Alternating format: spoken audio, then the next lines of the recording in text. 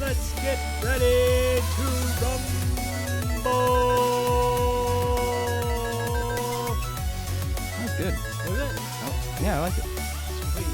See, I should be the new guy. You should be the new guy. Pay me $1 million so you can do that. I'll be happy. I think you just made $1 million doing that. Did I? Yeah, like automatically. Dude. You just Hold on, I'm going to do it again. I want to make another million. Let's get ready to rumble.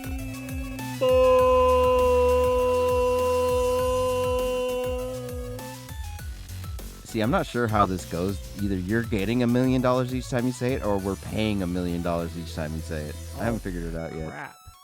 You Yeah. think that would be copyright infringement? No, you said it different than he did. Oh, thank goodness. All right, cool. Yeah, because you didn't say rumble. You said crumble. Like crumble Yeah. cookies. Yes. You know, I'm not a big But fan not of like crumble. that. I'm not a big fan of crumble cookies. I'm just gonna say. Not a lot of people are. It's No. expensive for what you get. A lot of people are. That's what's crazy to me. When I said that, it was me. I was more talking about me. Oh, okay. When I said a lot of They are people, opening up everywhere. They're opening up all over California now. it'll fail, dude. They Just give started it in time. Utah. Now they're opening up all over the world. And I don't get it. There's like this hype about cookies. Now, I love a good cookie, Billy. Yeah. You know I Yeah. love a good cookie.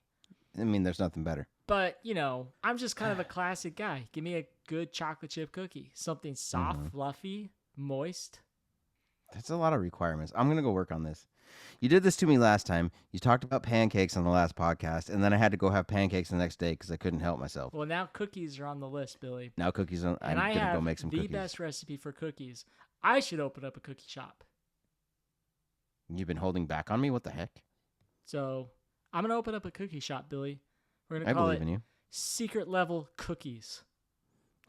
Well, now we have to have a secret level pop-up shop that's selling cookies. Heck yeah, we do.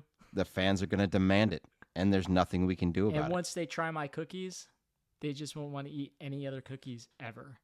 Ever, because you're going to put cocaine in them. Anyway, yeah, crumble cookies overrated. That's my hot take. But secret level cocaine cookies, the best. The best ever. The only cookie you will ever want or need. Yes, thank goodness. I knew we were going to make millions off this podcast. All right, let's get started. I am Joey Parr, editor-in-chief of GeekTyrant.com, and I am your host. And joining me is Billy Fisher. Yeah! What's up, old I'm sport? What's happening, buddy? Not much, not much. I got Actually, really a excited lot. that I was on this podcast. A lot. But Oh, what happened? nothing. Oh, okay. But everything But at the same time. that's Anyway, a lot. That is a lot to handle. it's too much. A So little bit. in our last episode, we discussed the horrifying, cringeworthy hobbling scene from Rob Reiner's adaptation of Stephen King's Misery. Mm-hmm. A lot going on there. If you haven't listened to that episode yet, you might want to just go back and listen to it and then come back and listen to this one because this is part 2. Part 2. We are still talking about Misery. We're going to get into some of the other interesting little tidbits and trivia behind the film that we found. Some really fun little things we came across, actually, which warranted a second episode. Yeah, there's a lot that went into this movie. There is. I loved it. But before we get into that, Billy, Yes, sir. anything this week? This past couple weeks? Yes. Okay, and I actually have some information that you might like. Oh, man. So, for years, I don't know if you fans have known this, but Joey and I have been big fans of Orson Scott Card's book series, Ender's Game. Yes. And if you're familiar with Ender's Game, after Ender's Game, it's split into 2 paths. One path followed Ender throughout his journey, and one path followed Bean throughout his journey. Yes. So the Ender Game, Ender Shadow lines of stories. Well, we're getting the last one later this month. Wait. There's another book coming? There's the last book in the series. So there's the Ender's Game series, so the Ender's Chronicles going one direction, and then there's the Shadow series, which is Ender's Shadow series that follows Bean. And this is going to be the first time that this is the last book in the Ender series, and characters from Ender's Game series and Ender's Shadow series will cross for the first time. Wow. Yes. So I've spent this week catching up on the books. That's cool. I did not know that. Yeah. We're big fans. We love it. The movie was good. Should have been a series. But, if you have time, if you're bored, the Orson Scott Card series, Ender's Game and Ender's Shadow, are fantastic to get into. Heck yeah. Dude. So wait, when does it come out? It will be coming out later this month. It will be November 15th is when the book The Last Shadow will be released. Awesome. Yes. Man. So I'm excited about that. You need to reach out to them so we can get some paid advertisement from that, because we're not making any money. That's just a plug for. Yeah. It was, I just because want we're big fans. That's pretty much much it. Yep. Fans, and I want more fans to know. We need more people on board. So what about you, bud? What have you been up to? Anything interesting? Well, I was scrolling through the TV show and films on the Crackle app. Okay? They get a lot of like weird old TV shows, stuff that you haven't thought about in years. I've found stuff on there that I haven't been able to find anywhere else. So it's been really interesting. I watched this I watched the first episode of this Wide Earp series from like the 60s. And it's so hilarious. There's like this opening song. The theme song is just amazing. And anyway, it's kind of a rough watch to get through. It's not really a great series. Oh, okay. But as someone who has enjoyed the history of Wyatt Earp and those stories, I had to just kind of give it a shot. And I did. And it's interesting. It's Tombstone, we grew, the movie Tombstone and stuff. Great movie.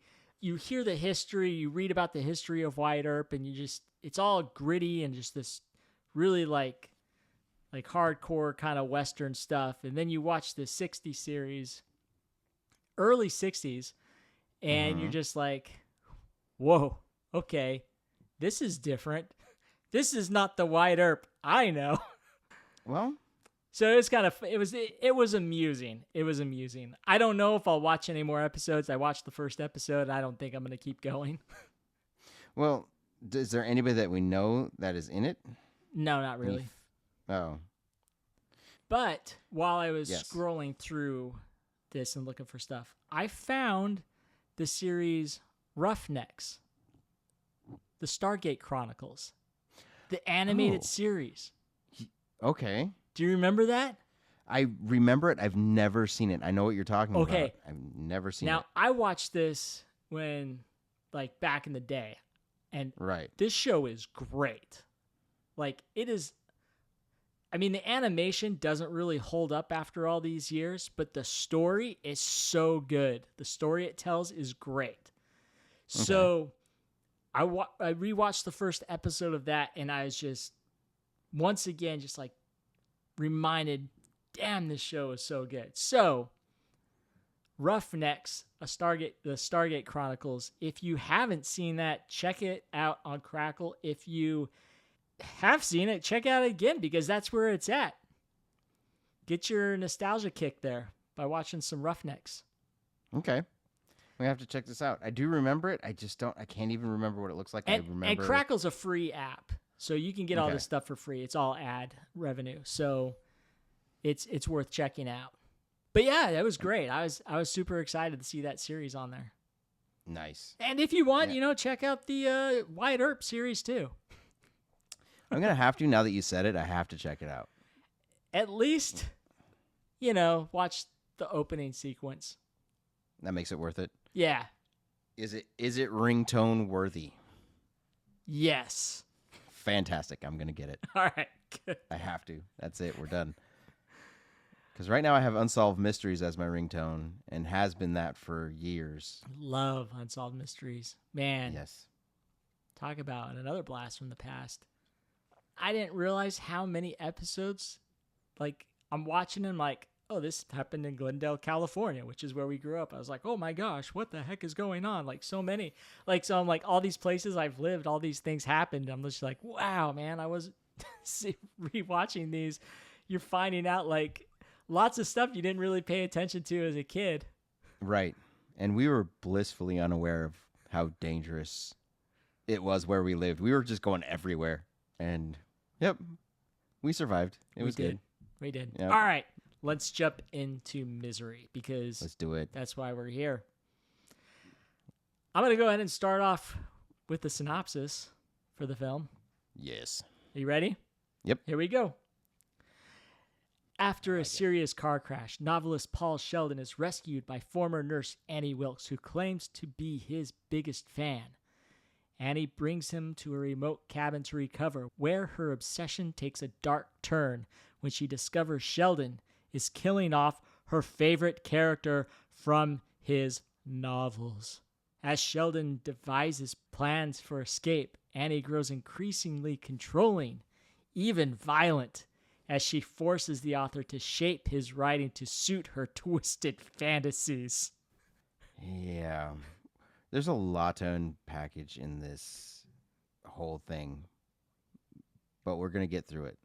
Like, I have reason to... this is my opinion, but I think Annie Wilkes is probably the most terrifying character in the Stephen King universe. Oh, 100% agree.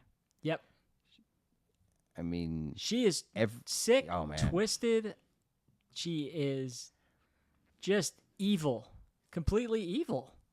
Yeah, and there's a lot, but let's get through this, and as we go through, you will see why Joey and I believe she is the worst Stephen King villain out there. And that's not even like the hobbling. Like this. No. This is beyond hobbling.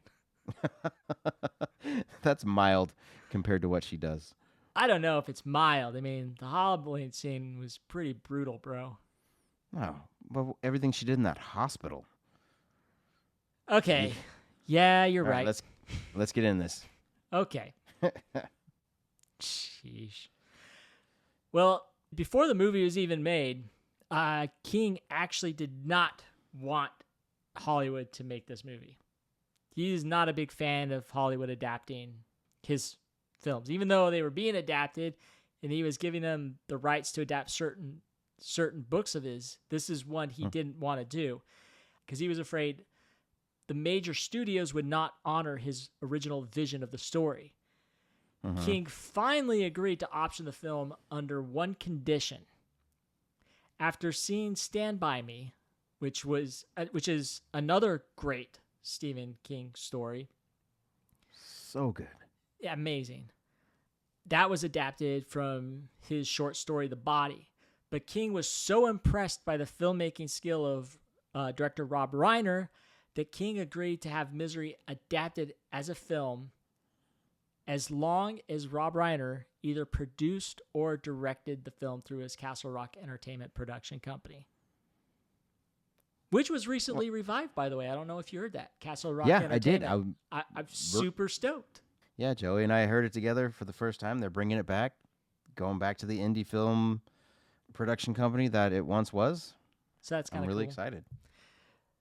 So that's the only way that King would do it. And luckily he put it in the hands of the right guy, Reiner, and he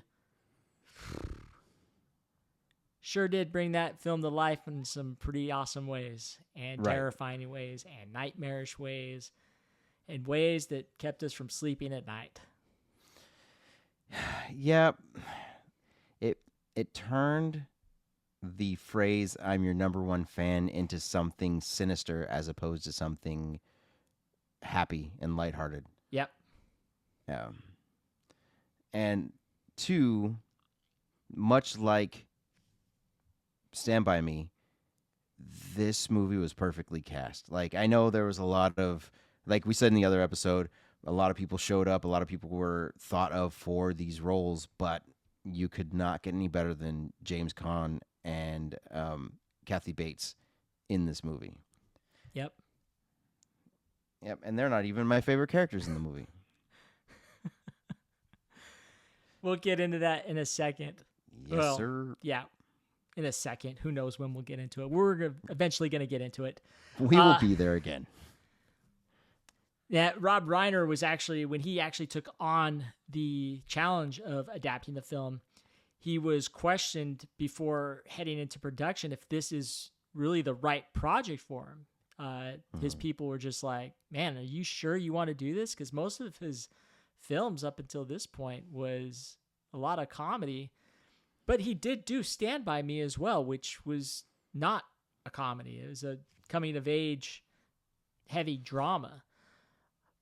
But a lot of people just wondered if going to this dark, twisted horror type setting was what he wanted to do. And he said at the time that it's important for me to find my way into the film. As you will see, the movie's really about a man who is trapped by his own success and is desperately trying to break out and establish himself in a different way. I felt very much those feelings when I finished All in the Family. Yes, Rob Reiner did All in the Family. And it makes sense for him to want to break out and start doing things. Filmmakers need to play in different genres, right? I think they grow from doing these different kinds of movies. You just can't do one thing all the time and feel completely satisfied with yourself. I mean, maybe some of them can. Like Wes Anderson seems to be perfectly fine making the same type of film over and over again. I don't think we'll ever see Wes Anderson do a horror movie, but I hope he does because that would be interesting. Oh, that would be wonderful. But anyway, it would probably be the creepiest horror movie you've ever seen. But basically, that, you know, most filmmakers want to spread their wings out and try new things and be creative. And so that's what Reiner wanted to do when he took this on. And he successfully pulled it off. I like to think so, yeah. I think it's one of my favorite movies, and it's one of my favorite adaptations of a Stephen King novel to a movie. Yeah. I don't know. I don't know if we've ever talked about this, but one of my ways that I judge a movie as being one of my favorites, because there's a lot that are my favorites, but I put a movie in my favorites category if I'm going through the channels and I see it on, no matter where it's at in there, I stop and I have to watch the rest of it. Yeah. And Misery is one of those movies because you have to. I don't know. For me, I have to see it again. I agree. Even though you've seen it a million times and you could just be flipping through channels and there it is, like all of a sudden it's right there playing. Start in the middle of the movie. You gotta do it. Yep. But even these days, like most of these streaming services and cable networks and stuff allow you to just like press a button that takes you back to the beginning of the film, which is great. And there you go. Yep. I'm surprised I get off the couch. But in preparation for directing Misery, Rob Reiner took a deep dive into the films of Alfred Hitchcock to figure out how exactly he wanted to shoot the thriller. Right. So while he was making the movie, Hitchcock was on in Reiner's head the whole time.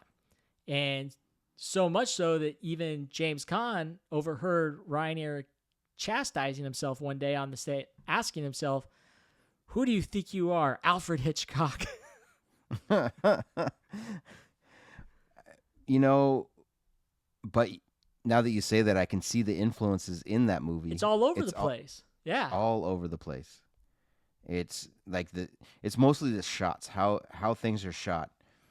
Like the way the first time he gets out of his room and is in the wheelchair and going into the different rooms, and the focus on one slight thing being moved, you know that's going to affect the rest of the story. He faced the penguin the wrong way.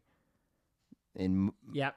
most of the time, that's not even a big deal. But if based on the focus of the framing of the shot, he just did something wrong.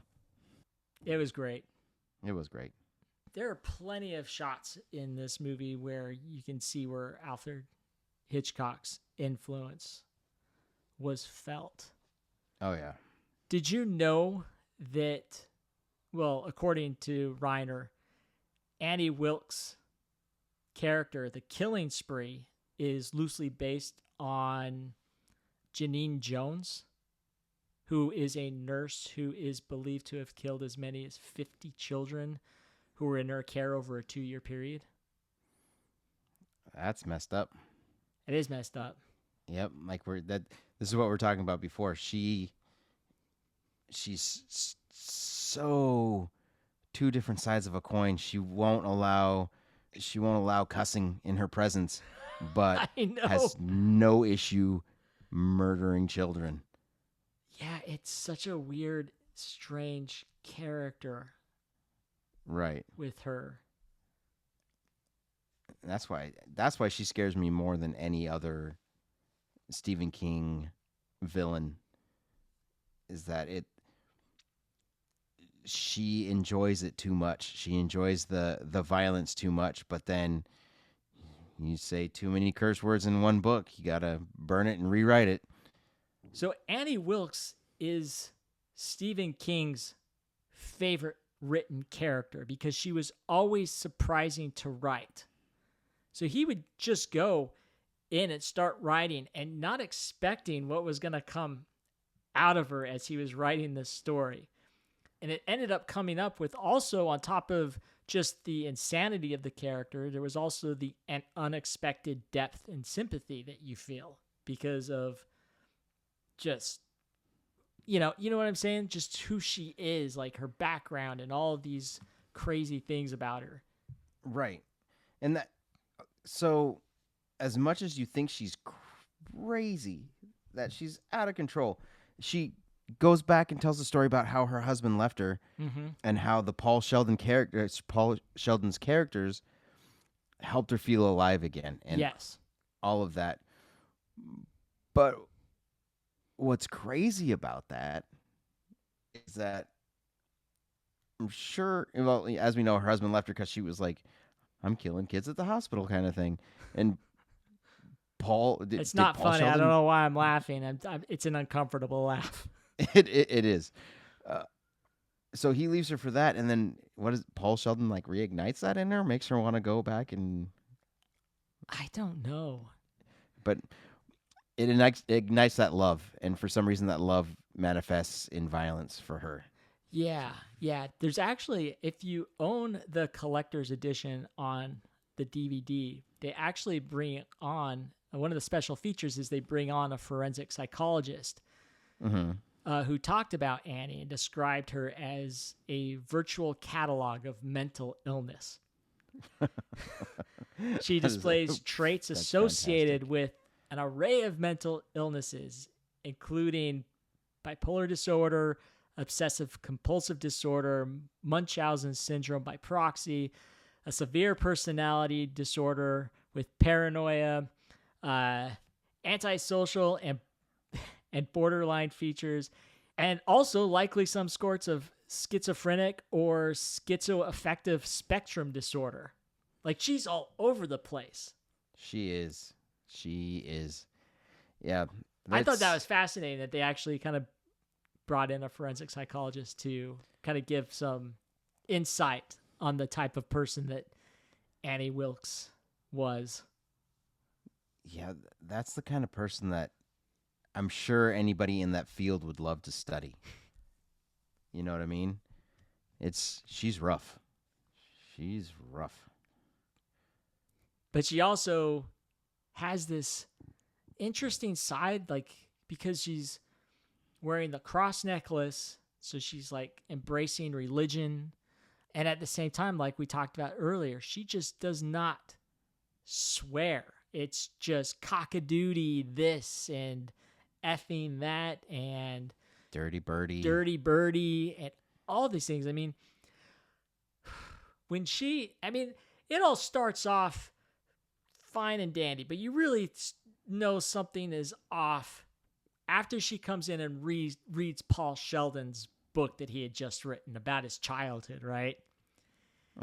And she walks in with lighter fluid and matches, and it's just like, you need to rid the world of this filth. And he spent so, this is like his passion project, right? This is the book he's always wanted to write. This is the one that he just felt so strongly about. You know what I mean? And there's no copies. He doesn't make copies. He tries to like explain it, like, oh yeah, I've got, my agent's got copies. I've sent copies to publishers, blah blah blah. But she's like, I know you better than that, Paul. So creepy. And the fact that she just makes him burn that book right in front of him. What a nightmarish situation to be put in. We're not even into the physical aspect of torture yet. This is just mental torture. She's breaking him down. Dude, every time I watch that and she burns that book in front of him, I'm just like, oh my gosh. Well, and it also takes it to a new level. Yeah, and I'm just like, just don't do it, man. Just don't. Like, okay, and see, that's what I was talking about in the last episode. Like, James Caan's face during these moments of insanity for her, he knows he's screwed. Like, you see it in his eyes. He knows, if I don't do this, I'm toast. You know what I mean? Yeah. And like, it even intensifies in that scene when she's burning. She's got the barbecue grill in there. It's burning, and all of a sudden the freaking curtains catch on fire. Oh, and she's all like, heavens to Betsy. Oh no, heavens to Betsy. And he's like, if this place burns down because I just lit that on fire, she's not going to get me out. I'm done.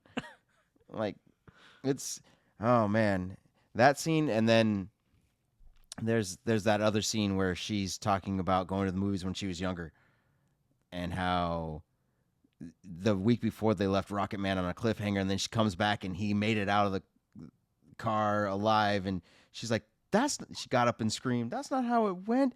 He didn't get out of the car. And every time they focus, the Cockadoodie car.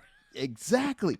And then they focus back on James Caan, and he's just got his eyes are wide, and he's got one tear coming down his face because he's like, this chick is straight up crazy. And I'm effed. I'm effed. Yeah. So, I mean, that's why I know he got snubbed in that one because James Caan wasn't he wasn't very well liked in Hollywood at that point, but yeah, he should have got something. Yeah. It's interesting because the movie, and we talked about this in the last podcast, where there's different aspects of the book that aren't in the movie. Right. And the movie downplays one of the key themes in the book, which is Paul's addictions and his substance abuse problems, and how all of that plays into his captivity with Annie. Right. The book, if you haven't read the book, you should read it because it gives us a lot of backstory about his history of substance abuse, how he recently gotten himself back on track, and being held in captivity, coupled with her feeding him Novril pills all the time, which is the equivalent, I guess it's the fictional equivalent form of codeine, right? Right. And we all know how addictive opiates are. Exactly. And that causes Paul to relapse. And now he has swung into full-on addiction mode to the Novril pills in the book. And there's just a fascinating subplot that while the movie's great, it's a subplot I kind of wish that they would have included in the movie. Yeah. Well, I can understand why they cut it out, but yes, you're right. Because in order for him to escape, he would have had to gotten himself clean off of the pills that he wants the most. Yes. You know? And I feel like, yeah, maybe they thought it was too deep of a storyline to get into, but man, it would have made his escape so much more satisfying. Yeah. It also, and King himself has said that Annie, the character Annie, is a symbol of Paul's own addictions come to life, holding him captive and trying to kill him. Right. And I love that aspect of the character in the book that the movie didn't really explore. Right. I mean, once you put it that way, once you guys hear this, you'll see it for yourself because she's everything that he wants. She's giving him pills. She's giving him validation that everything he does is right. And she's eventually going to try to kill him. She's going to try to hurt him. So, yeah, I mean, Annie is the perfect embodiment of addiction for Paul. Yeah. As for the character Annie and her backstory, I know we kind of talked a little bit about that, but also Kathy Bates wanted to kind of find her own voice in the character and create a backstory for Annie. And Rob Reiner agreed to let Bates do that. And that's when it gets into Annie was molested by her father as a child. And it helped explain for Bates why Annie had a history, as explained in the book and movie, of killing infants and old people in her nursing care. Mm-hmm. She's just taking her frustrations out on the world from how she was treated when she was a little girl. Right. And that also reflects in how she treats Paul through it because her husband left her. Mm-hmm. So she did everything in her power to make sure that this guy that she loved, that she keeps professing her love for, couldn't get away. And she was willing to do anything to make sure he didn't get away. Okay, so I've talked about Annie and Paul are not my favorite characters. My favorite character is Buster, the sheriff. Well, you gotta love Buster. He is hilarious. And the movie gives him a kind of a bigger, more meatier role than the book. Right. And I'm thankful for that because he kind of gives some levity to a movie that is making you feel completely uncomfortable the whole time. The whole time. I'm not a big fan of those movies. I need something to kind of lift me out of because once the spiral starts going down and there's nothing to bring you back up, man, I'm wrecked for a couple of days. But Buster, like Richard Farnsworth, who plays Buster, is probably my favorite character in the whole thing. And what makes me sad is that in every Stephen King story, once you find that character you love, you're like, oh, he's dead. At some point, he's going down. It was so close. It was so close. If only he would have gone with backup. Right. You know what I mean? Oh, my goodness. All he had to do was go with backup. If he was so sure or just pretty confident in that gut feeling that he had, man, he just needed to bring one extra guy, and he might have been okay. He would have been and okay. Paul would have been fine. Paul would have got out of there. Annie would have lived. Right? Yeah. Yep. But then we also wouldn't have got that epic showdown between Paul and Annie. The epic of epic showdowns, dude. Which will so brutal. Oh my gosh. So brutal. Like I've never seen anyone in a movie take so many blows to the head with metal objects and still keep going. It's insane. Annie had a steel head, man. She did. She wasn't going to go down easily. We all knew that. I mean, first he smashes her head with the typewriter. He's been working out with it, right? During over the course of the movie. He's like finding his strength. He's like, one day I'm going to fight back. I'm going to pick this typewriter up. I'm going to smash it across her face. It's going to be awesome. And he does. He just smashes across her face. She falls to the floor. They get on the floor. There's this rumble. He's like, the book's on fire because he burns the book because it's like the misery book that she is like dreamed of. This is the one that she's always wanted. She's so happy with it, and she can't wait to read the ending. And he just starts burning it right in front of her before she can read can read it, and she's freaking out. And I love the point where she's on the floor and Paul has got the burning book and he's picking up the ashes of it. He's shoving it in her mouth. He's going, eat it, you sick. Yep. I hope you choke on it, you sick, twisted. Beep. Yep. So, yes. And, okay, maybe this is just me, but, like, while he's working out, you notice he never even, like, tries to stand. He's doing everything in his wheelchair because just in case he gets hobbled again, he has the strength Yeah. to beat her up with but again, just his legs arms. are effed up, dude. Effed up. I mean, Yeah. she hobbled him after his legs were pretty much already shattered. Right. So The hobbling there's no way. operation really wasn't needed. No, it's not like he was going anywhere. His feet were He purple wasn't and walking swollen. around. He was in his wheelchair rolling around the house. Right. Yeah, so, I mean, he did have that one moment in the kitchen where, he got the knife. He could move a little bit, but then, She just wanted to We all show know. him who was boss. right, because she knew he was getting around. Ugh. But, man, it was satisfying. That fight scene was satisfying. It's different. The ending of the movie is different from the book. Because if you haven't read the book, yes, the book ending, the ultimate demise of Annie is completely different than it is in the movie. Do you want to elaborate on that while you're on the subject? All right, so in the book, okay, so one of the things that always frustrated me about the movie of Misery is that after he kills her, there's the cut scene and it shows him walking in New York.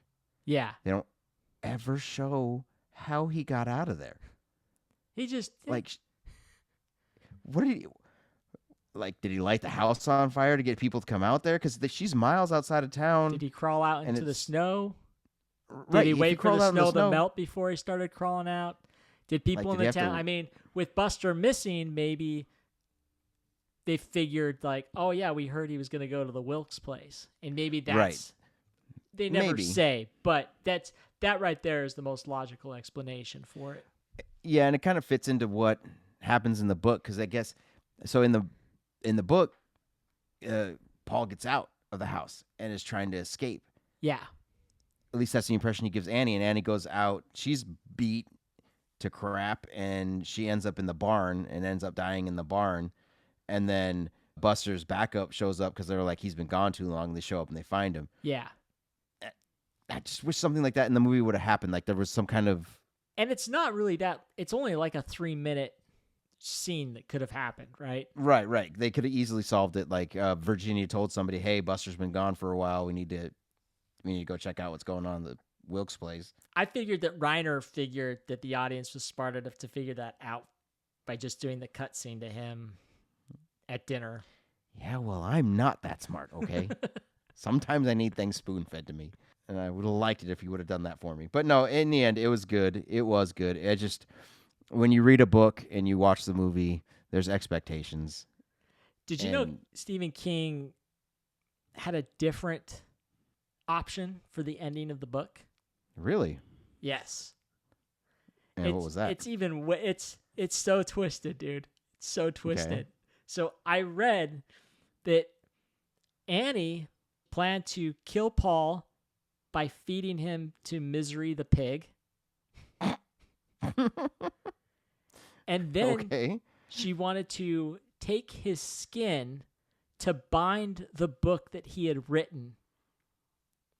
And the title of that book would have been The Annie Wilkes First Edition. Gross. But that fits her character so well. It does. But it's pretty messed up. Does it eventually turn into the Necronomicon and then we get Evil Dead? It's all connected, Billy, and you know this. It's all connected. The Necronomicon came from Annie Wilkes and Paul Sheldon's skin and blood. Yes, the face on the Necronomicon is Paul Sheldon. Fantastic. Now I can never watch that the same again. Oh, Evil my Dead. We should gosh. talk about that one day. Well, while we're kind of on the subject of crazy Annie Wilkes, there was a scene that was cut out of the movie. For being too crazy? For being like way over the top, as if hobbling everything else wasn't over the top. Yep. That's child's play. Sure. Not the movie. Not the movie. It's child's play. Like, never mind. Do you know the know scene what I I'm mean. talking about, though, Billy? I've heard of it. I haven't really studied it. Okay, so a young police officer comes out to the Wilkes farm, and he's patrolling her property. And this is taking place at the height of her violent eruption against Paul. Okay. Wilkes ends up pulverizing the officer by repeatedly running him over with a lawnmower. That's nasty. Over and over and over again. It's a little obsessive, don't you think? Reiner ultimately opted to cut the scene for fear that the audience would find it way too over the top and burst into laughter. Which might have happened. Totally. I will say, Kathy Bates was reportedly disappointed that the scene was cut because she liked it. Well, that's because she's fun. And I honestly, I wouldn't have mind seeing it. I'd kind of be interested to see Annie Wilkes on a lawnmower riding over somebody over and over and over again. Back and forth right over him, huh? Yeah, that's Does that pretty nasty. scene exist online? That scene? Yeah.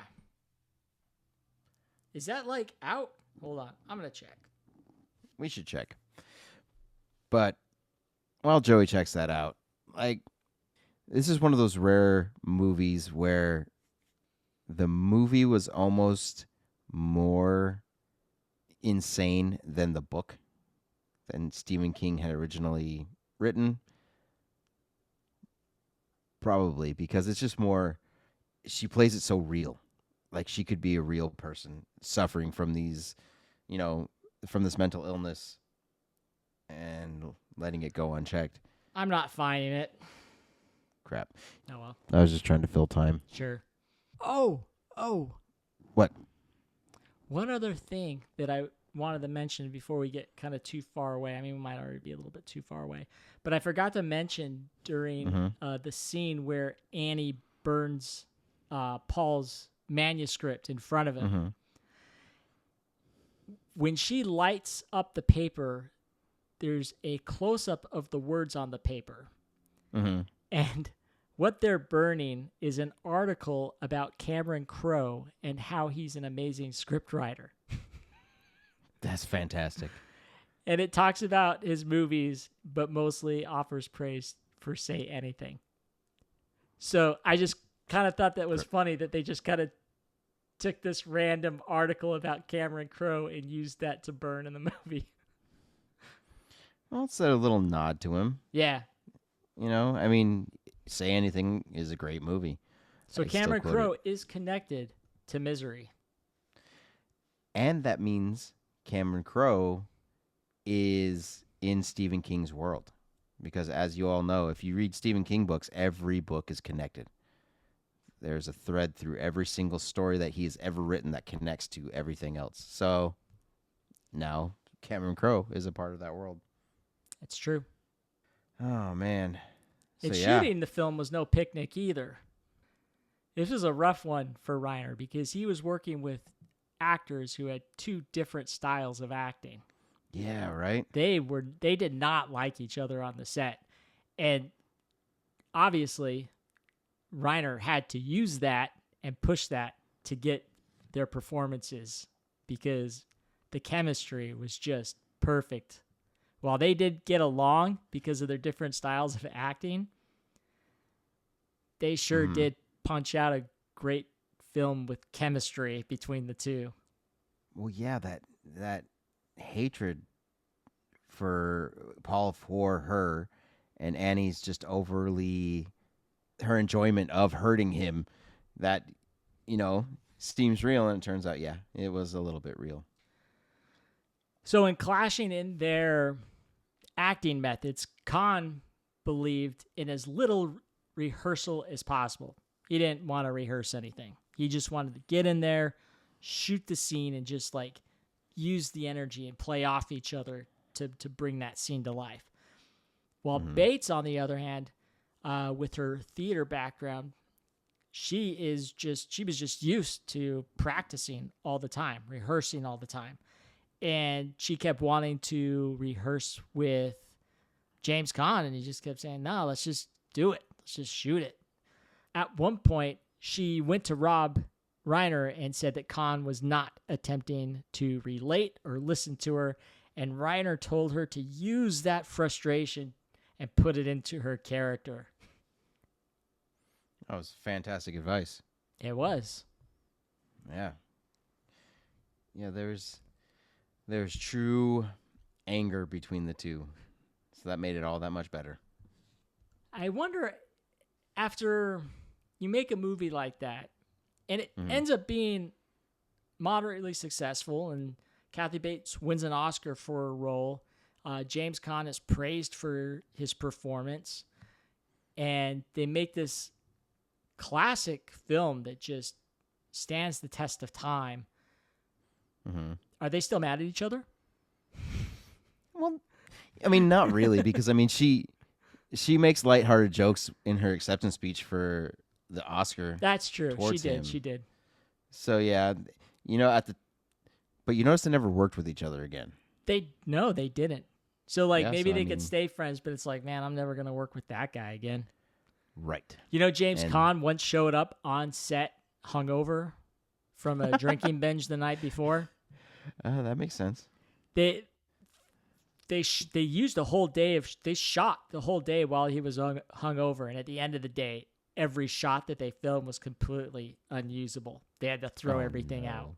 Reiner told Caan that he had to do the scenes again because there was a problem at the lab. He didn't necessarily say like, "Hey, there's a problem with your acting because you're completely hungover." He kind of took the lighthearted way out of the situation. Like, "Hey, there's a problem with the lab. Let's do it again." But when Caan learned it had nothing to do with the labs, he offered to cover the money that the studio lost for shooting it. So at least he like stepped up and that's respectable. Yeah, totally. Yeah, that's good. In Caan's defense, I mean, when he shot the film, he was in bed for 15 weeks shooting. Right. Like that guy, he walks in the beginning, he walks at the end, but that's it.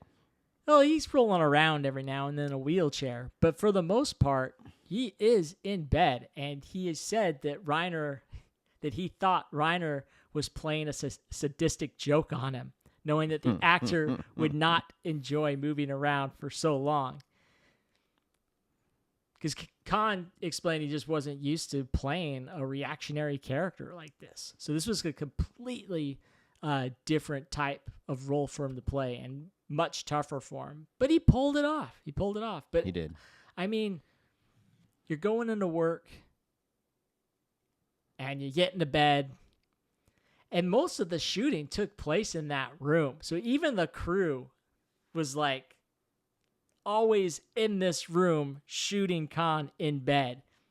And only a couple times do they really get out of the house and like do stuff. I imagine it was like a wonderful day when they're like, oh my gosh, we finally get to shoot some stuff outside of this room.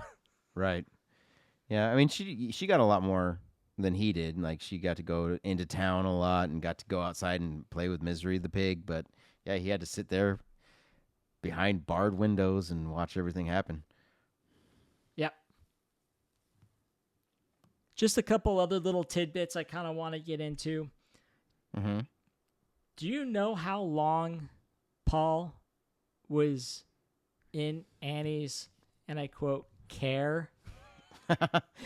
No. Okay, so no. That From his accident, from his car accident to him brutally killing Annie.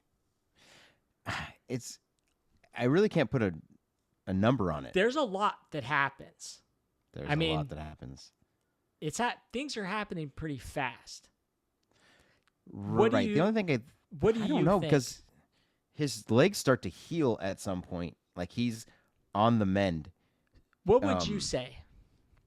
I don't know. I was thinking a couple of months. That's what I was thinking. Yeah. So I read Mm-hmm. that it was only 4 weeks. He was only... Wow. Things escalated way fast in 4 weeks, man. That's crazy. Yeah. So I like it. 4 weeks since the road accident. That's how long that he was in Annie's care. That makes sense because there's no, like, it doesn't seem like the snow melts. Yeah. They do get some rain in there, but yeah, it doesn't seem like the snow melts. Yeah, it's explained that the ongoing snow and the rain would also have covered up the various tire and foot tracks at the crash site. Okay. Which would obviously make sense with the delay in finding the crash site in the first search that they made. Right. But he did crash during a giant snowstorm anyway, so that was just going to cover it up. So, man, how long does it take for snow to melt? I don't know. Anyway, I read 4 weeks, so... Huh. Yeah, that's kind of crazy, dude. I mean, yeah, it kind of clicked a little bit more because I was like, man, he must have been there for days, but as she's picking him up, they're in the middle of a blizzard, so it covered it all up that night. Any evidence that she was even there. Yeah, exactly. So, yeah, that makes sense. 4 weeks. Yep. I mean, but his bones must heal really quick, man, because he was able to walk a little bit in the kitchen before she hobbled him. Yep. So he must be a really quick healer. Years later, after the book and the movie, coincidentally, on June 19th, 1999, Stephen King was actually hit by a car. And there were initial reports saying that he had died. Mm-hmm. And King eventually incorporated the accident into his book, The Dark Tower 7. Yep. Where he also briefly mentioned Annie Wilkes. Yes. Like I said, all of his books have a thread that goes through them and even weaves its way into reality at some points. So Stephen King is an actual Stephen King character. He really is. It's crazy. I love it. Ah, man, what a wild movie that was. Yeah, it was. It was a lot of fun. It's a lot of fun, and I'm glad we got to talk about it. I hope everybody found the joy in it that we did. I mean, not joy. Interest? No, you're going to find joy in it. There is Okay, joy good. to be found in it. There really Yes. is. If you look, it's fun watching poor Paul go through torture. He goes through a lot, man. Yeah, he goes through a lot. I mean, but yes, it's great. It's wonderful. Maybe that makes me a little sadistic. I don't know. A little bit, but that's okay. We still love you. Yeah. So yeah, I think it's one to watch. It's fantastic, and I'm glad we got to talk about it a little bit because I feel like nowadays it's one of those forgotten classics. It is. I haven't showed it to my kids yet. It's one that I want to show to them. I don't know how they're going to take it.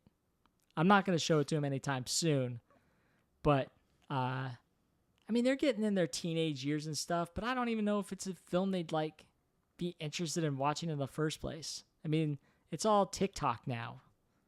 It's hard to get my kids to sit down and watch any movie really these days. Which is sad because they're going to miss out on a lot. I know. But makes me sad. Anyway, yes. Any favorite quotes from the movie, Billy? I don't know why it strikes me funny, but every time So she has him writing the book, right? And Yeah. she gets to read her little snippets of it. And we all can find joy in everything. We all have our favorite musician or whatever. But for some reason, it cracks me up when he gives her the first little bit and she reads it and she screams, "Misery is alive. Misery is alive. Oh, this whole house is going to be full of romance. Oh, I'm going to go put on my Liberace records." I was like, okay. I just love that that's her way of enjoying it. That's her romantic way of, tying one on, I guess. Yeah. But I'm going to go put on some Liberace. Yeah. It was such a weird, uncomfortable moment. I mean, the whole movie's uncomfortable. It's meant to be. Yes. It's meant to push that uncomfortable level. You're just like, oh my gosh, this chick is nuts. Nuts. Like, yeah, there's tons of quotable stuff on it, but we already went over it. Like, she calls him a dirty birdie and all that. But that one just, every time, I don't know why, it's just a random out of nowhere. I feel romantic. It's time for some Liberace. What about you? What do you find in this? Is there anything that you like sticks out? Yeah. One of my favorites, and this always just kind of makes me laugh. When she reads Paul's manuscript and she comes in, she's like, she wants him to burn it. Mm-hmm. She's like, what don't you like about it? She's like, it's the swearing, Paul. It has no nobility. And he says, these are slum kids. I was a slum kid. Everybody talks like that. And then she just like goes off the handle and starts yelling at him. They do not. At the feed store, do I say, oh, now, Wally, give me a bag of that effing pig feed and a pound of that bitchy cow corn? At the bank, do I say, oh, Miss Mangler, here is one big bastard of a check. Now give me some of your Christing money. That Christing money. The Christing money. Oh, man. Yeah, I mean, that's her version of swearing, bud. It's great. It's great. Yeah. I think for a while there, when I would swear, I would actually say stuff like cockadoodie and just for fun. Right. I think I got out of that phase, though. I don't do it that much anymore. Right. But it's still fun to do every once in a while. It's still fun to pull out. Yeah, because then pull out some misery quotes every now and then. Right. Dirty Birdie is one of my favorites, and people always look at you like, what did you just say? You heard me. I'm getting aggressive over here. Anyway. Man. Yep. Well, this one was fun. I like this one. Yeah. Thank you for joining us on this adventure of misery. This misery adventure. This miserable adventure. Man. Always feel free to follow us on Twitter and Facebook at GT Secret Level. You can reach out to us, talk to us there. No one's talking to us yet. It's pretty quiet. Crickets. But we're posting stuff there. I'm posting like images, behind the scene images from the films that we talk about, scenes and little making of docs that have been made, all kinds of just stuff that you might not have seen before about the movies we see. So it's fun to find these little gems that you don't really see ever. So I'm just filling the social media sites up with that stuff. So feel free to check those out. Also, like us wherever you're listening to the podcast. Give us a thumbs up. Give us a 5-star rating. Help us tell more people about us. Yeah, help us spread the word. If not, you don't really have to. This. You don't have to if you don't want to. But we'd appreciate it. We're gonna keep going no matter what. But we'd appreciate some more feedback. Yeah. Feedback. Fill in the love. Spread the love of Secret Level. And if there are any movies that you love that you want us to cover, reach out to us and let us know. Please. And it's not just movies. I mean, video games, book series, TV shows, anything that strikes your fancy. We've probably been there, done that, and we'll want to talk about it. Yeah. So we got more coming, so stay tuned. In the meantime, have a wonderful evening or day, depending on what time it is.